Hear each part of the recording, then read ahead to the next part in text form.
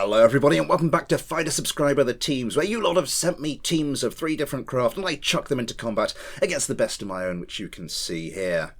Just before we get started, a quick note. A couple of episodes ago I was sort of pondering out loud as to what I was going to do about this episode. I got a full roster of craft, but they weren't all rules compliant. I haven't heard back from some of the creators. I now have a reserve list, yada yada yada. Basically what I'm going to do is I'm going to make this an 8-episode series. If some people don't get in, then, well, that was always going to happen anyway. And this is just a test series to see if I can run a series of Fighter Subscriber with the little one. And it's gone well, so Fighter Subscriber proper is not going to be too far off. Anyway, with all that said and done, let's go and meet today's team. So this is Green Pheasant and the Carabao, a collaboration between Dion Noe and Vulcan, and I think I will take them up on their suggestion to just shorten it to GPC.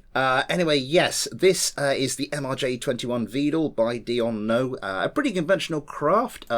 2 Vulcans, standard missile loadout.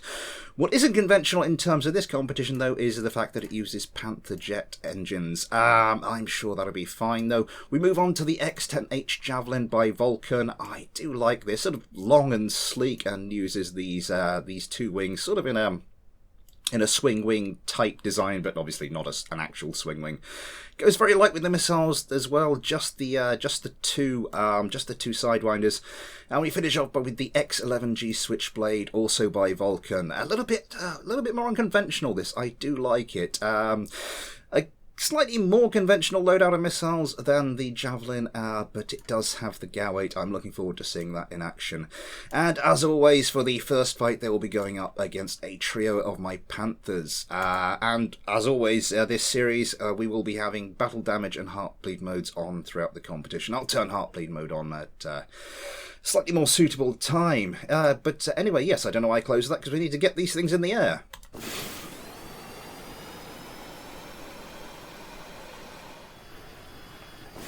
And the first fight starts. Ghosty Carmen in the Vedal gets around not as quickly as I thought he would. Does have the AMRAAM selected. Now might turn around. Yeah, gets one away. How many is this set up? So just the 1 missile per target from the Vedal. It looks like his wingmen have also managed to get a bit of a volley away. Now just dodging the missiles. Ghosty Carmen comes back around. Will he get another AMRAAM away? No, those actually targeted one of the missiles there. That's probably not a good idea. Now gets a missile away, goes in, looking to get very close to that Panther. No, I think the Panthers have just about dodged it. They're very close together at the moment. That looks like one of my Panthers took a hit. A little puff of smoke there. Which one is that? That's the Javelin. The Javelin has one of my Panthers in its sights. That is a well-placed sidewinder. I think that is fatal damage on the Panther, which will just crash into the sea, and it does so. Josh Kerman now has another one of my Panthers lined up. Goes for guns. Some damage there. Yeah, I think... Is that just down to debris now? Nope. Okay, now that's sort of down to debris.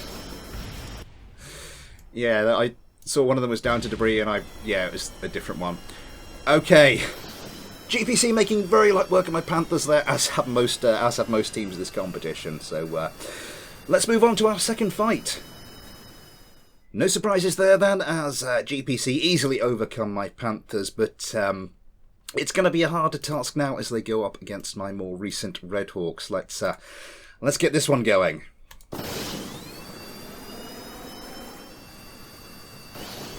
So the second fight starts, and this should be interesting. We're here with the Javelin, with Josh Kerman. Yeah, I sort of got a little bit of a taste of how this craft performed last time. I'd be very interested to actually spend a bit more time looking at it, because it does seem to be quite a capable craft. A little bit of a wobble as it turns. I'm not sure if the steer damping and the tuning could be a little bit higher, but I mean, it's proved effective. Dodging missiles anyway, yes, braking very low to dodge missiles, comes around. Now it launches the first of its sidewinders. Just the 2 missiles on this one. It has to rely on its wingmen to sort of suppress the enemy with missiles. Comes right around, gets around very quickly. Lines up a shot with the Vulcan, gets the second gets the second Sidewinder away, and then immediately hits it with its own guns. Oh, does get a hit, does get a hot...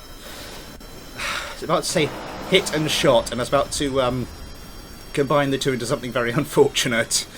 That's one of the redhawks, heavily damaged though. The javelin goes in for more, and I think another one of the redhawks has gone already. Oh my god, they're all gone. All of the redhawks went in quick succession very, very quickly. I think the Switchblade took some... Oh, I thought I saw a notification saying the Switchblade had taken some heavy damage. Apparently not. The javelin having to dodge. Josh Given having to dodge his own teammate's missile. Anyway, yes, so... is there any damage on any of these craft? It doesn't look like it. Okay, so 2 fights down, 2 surprisingly easy victories. Well, maybe not the first one, but you know what I mean. Let's move on to the final fight. I don't mind admitting that Green Pheasant and the Carabao are doing better than I expected them to so far, and yeah, they could even make it a perfect score in this match against my Spiketails. Although, as my latest craft, this will, well, fingers crossed, this is their toughest challenge yet. Anyway, yeah, let's get them up into the air.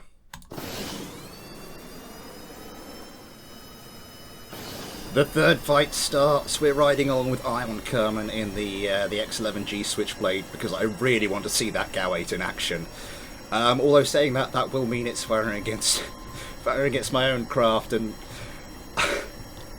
I don't mind my own craft losing in this. It's sort of like it makes for a good video, but when it's been two perfect victories against them, I do start to get a little bit worried about what that says about my own ability designing craft. One of my Spiketails there narrowly avoiding a Sidewinder as Ion Kerman does the same, and the Switchblade going very, very low there. I was getting nervous for a second.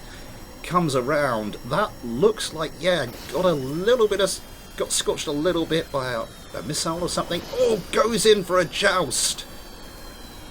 Certainly scorched one of the Spiketails. I'm not sure if did any serious damage though. Does now have one of the Spiketails in its sights. Something's exploding. One of the Spiketails has gone. The javelin has exploded it. Another one of those Spiketails is gone. It's just the one left. It's just the one left. The autopilot's been knocked out. I'll try switching it back on, see if this makes any difference. It's being peppered by Sidewinders, and a Sidewinder is what does for it in the end. And all these other craft. Ghosty Kerman just trying to add insult to injury there. All these other craft are in perfect health. Well, damn. Okay, yeah. Let's go look at the leaderboard. So that was Green Pheasant and the Carabao, the latest cutting edge in team naming technology, and the craft themselves weren't bad either. Again, a decent mix of concepts, which I like. If we bring up the leaderboard then, we can see that with 9 kills and 9 survivors, it's our second perfect score of the series. Once again, I've had to go and do a tiebreak. Once again, I had to go all the way down the list to average time to kill, and once again, it was a complete ball ache. But GPC do just edge ahead of Dread Pirate Lenny on that criterion. Sadly, this means the Discordance Coalition can no longer qualify for the finals, and neither can SF1 Raptor. I forgot to mention his team last time, so my apologies for that. But with a heavy heart, we have to bid them farewell for now. With the decision to limit this definitely to 8 teams, we can now start to pick off those teams that have actually qualified for this season's finals, though. That is GPC, Dread Pirate Lenny's Aerial Armada, and Team Far Future. And one more will be joining them, either the Talcum Powderers or next week's competitors. We'll have to see. Thank you to Dion Noe and to Vulcan for those craft. Yeah, wow. If you'd like me to fight your team, I'm afraid I now do have a full roster of rules-compliant craft and more besides, so I'm not looking for any more craft. Although, fingers crossed, the next fighter subscriber shouldn't be too far in the future. That's soon, TM. That'll be all for today. I hope you've enjoyed it. If you have, please consider liking, subscribing, commenting, following me on Twitter, getting involved with the Discord, fantastic KSP and BD Armory community there. If you want to help support the channel, there are also PayPal and Patreon links in the description. I will be back soon for some more Find a Subscriber, but for now, thanks for watching, take care, and I'll see you next time.